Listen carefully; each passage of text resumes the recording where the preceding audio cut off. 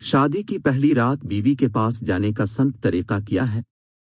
جب آدمی اپنی بیوی کے پاس پہلی مرتبہ جائے تو وہ اس کی پیشانی پکڑ کر یہ دعا پڑھے: اے اللہ،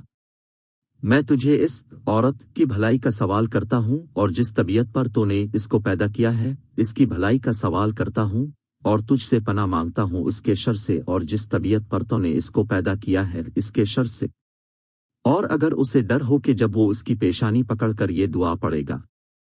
تو وہ پریشان ہو جائے گی، تو اگر ممکن ہو تو وہ اس انداز میں اس کی پیشانی کو پکڑ لے گویا کہ یہ اس کو بوسہ دینے لگا ہے، اور اس کو سنائے بغیر دل میں یہ دعا پڑھ لے۔